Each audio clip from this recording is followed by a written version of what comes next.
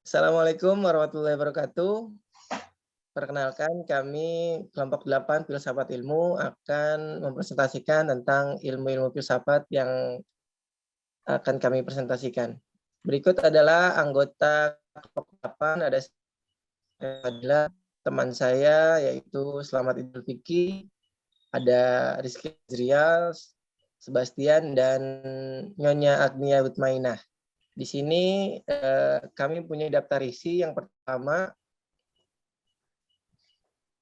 yaitu tentang materi ilmu dan masyarakat yang akan saya paparkan nanti. Yang kedua ada pengertian dan unsur-unsur kebudayaan.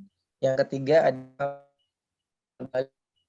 ilmu dan kebudayaan. Yang keempat ada pengaruh ilmu terhadap pengembangan kebudayaan nasional. Dan yang terakhir ada strategi kebudayaan. Lanjut, materi pertama akan saya sendiri yang membawakan, yaitu tentang ilmu dan masyarakat. Yaitu ilmu mempunyai arti, yaitu ilmu itu bukan milik pribadi dari orang-orang tertentu, semuanya pasti mempunyai ilmu. Permulaannya dimulai dengan permulaan umat manusia. Jadi adanya manusia, disitulah adanya. Jadi setiap manusia itu pasti punya ilmu. Intinya sih itu. Lalu yang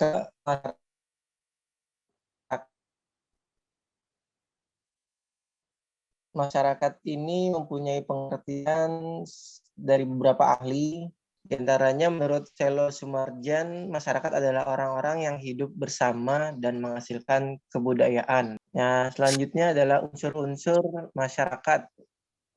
Di sini ada menurut Surjono Sukanto, masyarakat mempunyai memuat sebagai berikut. Ada beberapa, yaitu akan minimal orang. Itu bisa dikatakan masyarakat. Anggotanya sadar sebagai satu kesatuan. Lalu berhubungan dalam waktu yang cukup lama yang menghasilkan manusia baru yang saling berkomunikasi dan membuat aturan-aturan hubungan antar anggota masyarakat. Di sini komponen masyarakat sebagai populasi dengan aspek-aspek genetik dan demografik, lalu kebudayaan sebagai produk dan aktivitas cipta rasa, karsa, dan karya manusia. Isi kebudayaan meliputi beberapa sistem nilai, yaitu sistem peralatan atau teknologi, ekonomi, organisasi, pengetahuan, kesenian, sistem bahasa. Lalu selanjutnya ada kriteria masyarakat yang baik. Menurut pakar yaitu Marion Levy, menurutnya diperlukan 4 kriteria yang harus dipenuhi agar sekumpulan manusia bisa dikatakan atau disebut sebagai masyarakat. Yang pertama, ada sistem. Lalu yang kedua, saling setia pada tindakan utama. Cukup sekian tentang ilmu dan masyarakat yang saya paparkan. Lalu yang kedua nanti akan dipaparkan oleh teman saya yaitu Rizky. Sekian dari saya, terima kasih. Assalamualaikum warahmatullahi wabarakatuh. Terima kasih sebelumnya yang penjabaran dari Bang Fadila. Selanjutnya dari saya sendiri, Selamat Idul Fitri tentang pengertian dan unsur-unsur kebudayaan. Pertama, mengenalkan tentang pengertian. Kebudayaan adalah hasil dari kegiatan penciptaan batin, akal, budi pada manusia. Adapun di situ terdapat suatu unsur seperti kepercayaan, kesenian, adat istiadat.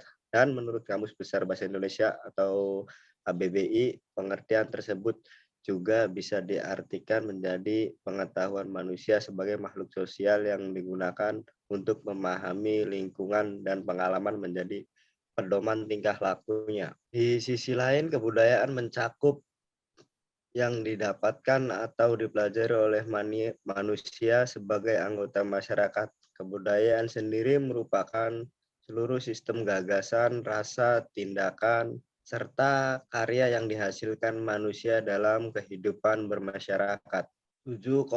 Salah satu 7 konten budaya unsur. Yang pertama bahasa, yang kedua ilmu pengetahuan, dan yang ketiga kekerabatan dan organisasi sosial, yang keempat peralatan hidup dan teknologi, yang kelima ekonomi dan mata pencaharian, yang keenam religius, yang ketujuh kesenian.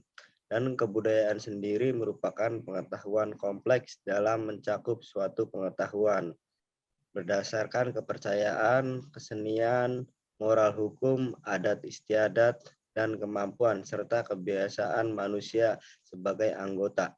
Mungkin itu aja dari saya. Selanjutnya akan dilanjutkan oleh rekan saya yang bernama Sebastian. Terima kasih. Wassalamualaikum warahmatullahi wabarakatuh. Oke, Assalamualaikum warahmatullahi wabarakatuh. Selanjutnya, pengaruh timbal baik antara ilmu dan kebudayaan yang akan saya jelaskan.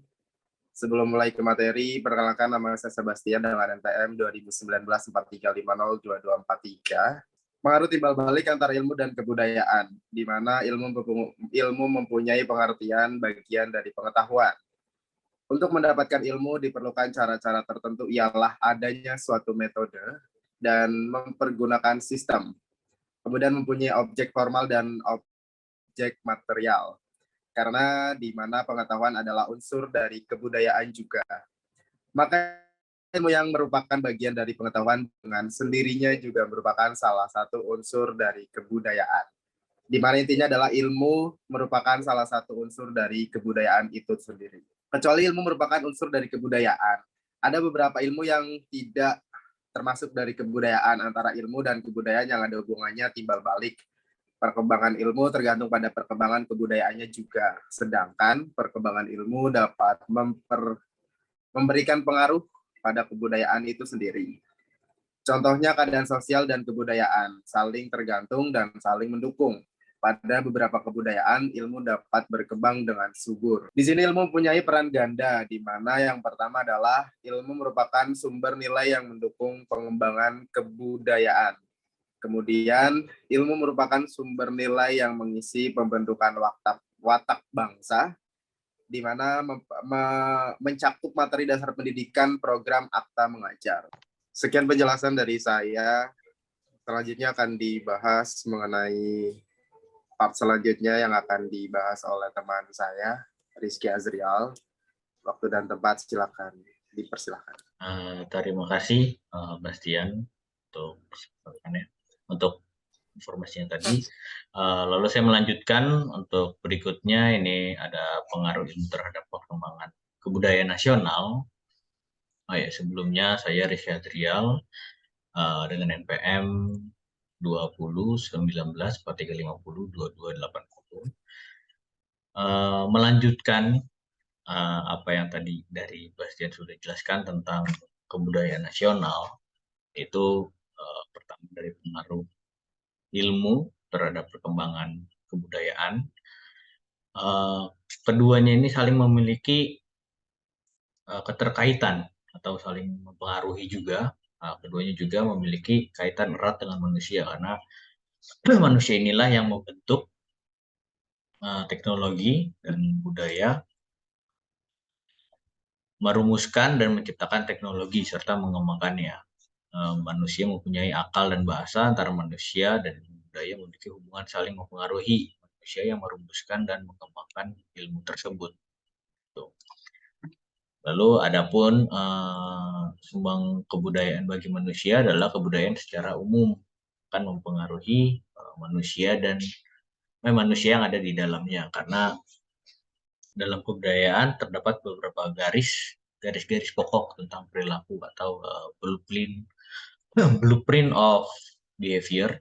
Dalam blueprint behavior itu dari dalam pengembangan kebudayaan nasional ini, kritis, rasional, logis, objektif, dan terbuka, juga menjunjung kebenaran dan pengabdian secara nasional itu diperlukan.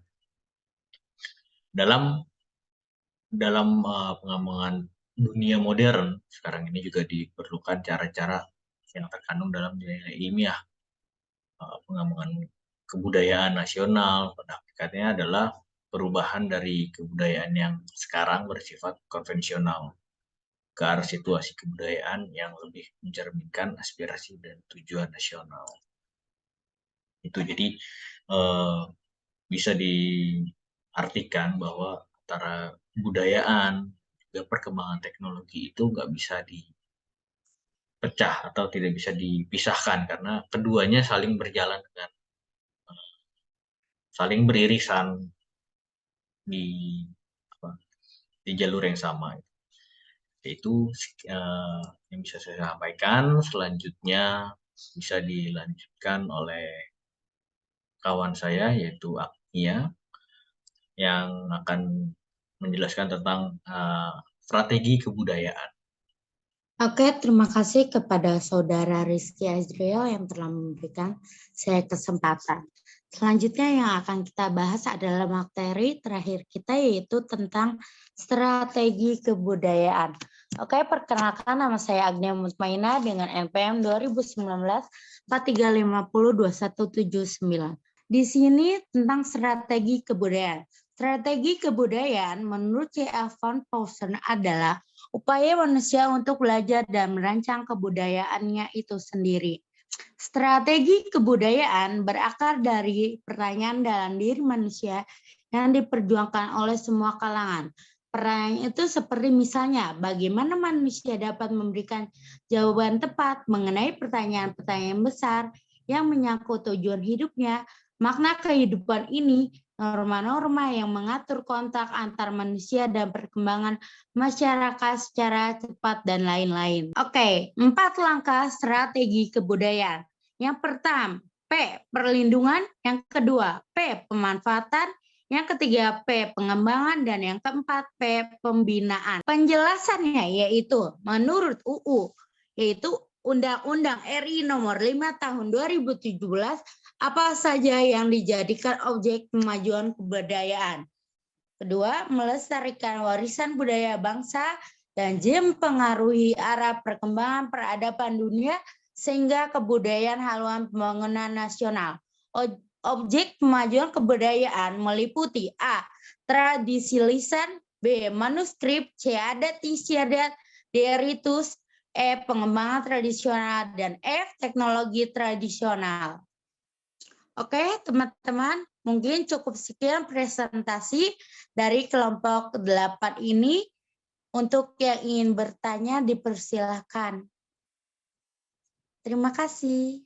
Assalamualaikum warahmatullahi wabarakatuh.